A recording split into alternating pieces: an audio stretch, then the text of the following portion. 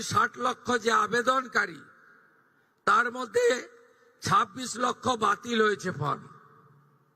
তারা criteria fill up করেননি। যে ক্রাইটেরিয়ার কথা মাননীয় মালতী দি একটু আগে বলেছেন, কারা কারা যোগ্য বিবেচিত হবেন না। বাকি যে 1,30,00,000-এর বেশি ঝাড়াই বাছাইতে তারা যোগ্য বিবেচিত হয়েছেন, আমরা বেলা 1টার সময় আজকে টাকা ট্রান্সফার করলাম 1,09,92,378 জনকে।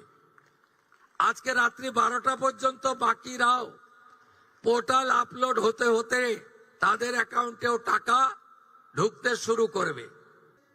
যারা বাংলাদেশ থেকে শরণার্থী হিসেবে এসেছেন, সিএতে আবেদন করেছেন, তাদের ক্ষেত্রে আমরা যতক্ষণ না সিএ নিষ্পত্তি হচ্ছে তাদের এই সামাজিক ভাতা চালু থাকবে, আটকানো হবে না।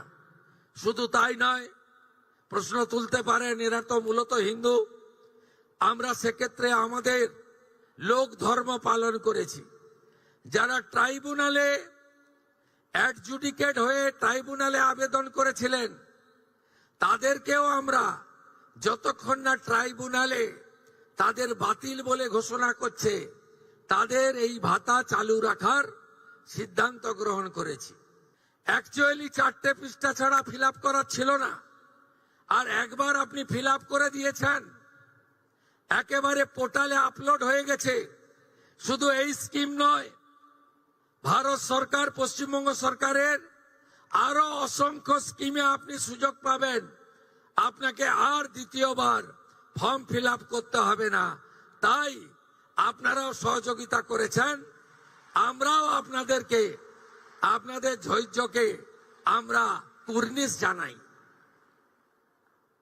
আমরা 4 দিন ব্যাপী যে জনকল্যাণ শিবির করেছিলাম, এই জনকল্যাণ শিবিরে 8,15,000 দিদি এবং বোন অন্নপূর্ণা যোজনায় নাম নথিভুক্ত করেছিলেন।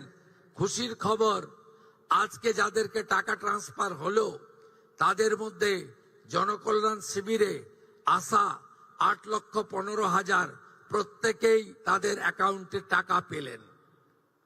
শুধু তাই নয়, আমরা 3রা জুন বলেছিলাম যে আমরা মাসে একদিন টাকা ট্রান্সফার করব। এই ধরনের বড় অনুষ্ঠান হবে না, কিন্তু প্রত্যেক মাসেই আপনারা টাকা পেয়ে যাবেন অ্যাকাউন্টে।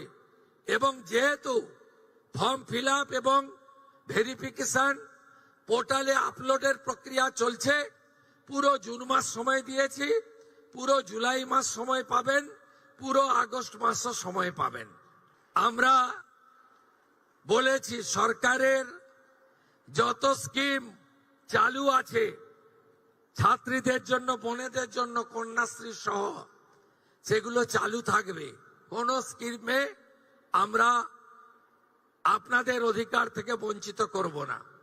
সাথে সাথে আমরা চাই আমার বোনটি, কন্যাটি ডাক্তার হোক, ইঞ্জিনিয়ার হোক, নার্স হোক, লয়ার হোক, গ্রাজুয়েট অনার্স হোক, অধ্যাপক, শিক্ষিকা হোক, ডক্টরেট করুক, পিএইচডি করুক। এই জন্য ড্রপ আউট আটকাতে আমরা 50,000 টাকা করে ইউনিভার্সিটি উচ্চ শিক্ষার জন্য মহিলাদের, বোনেদের, কন্যাদের দেওয়ার জন্য আমরা ব্যবস্থা রেখেছি। আমাদের অন্নপূর্ণা যোজনা নিয়ে women and child development department একটা নতুন সাইট তৈরি করবে, একটা নতুন পোর্টাল তৈরি করবে, যেখানে আপনার গ্রাম ভিত্তিক, গ্রাম পঞ্চায়েত ভিত্তিক, ওয়ার্ড ভিত্তিক যে বেনিফিশিয়ারি আছে ওদের নাম থাকবে। যে কোনো লোক আছে ওটা ক্লেম দেন, অবজেকশন করতে পারে কি আমাদের যে এই নাম অন্তর্ভুক্ত হয়েছে এটা ভুল হয়েছে, এ মহিলা যে আছে যোগ্য নেই। তারপরে আমাদের ইনকোয়ারি হবে, ইনকোয়ারি পরে দেখা যাবে আবার কি যোগ্য আছে কি নিয়ে আছে।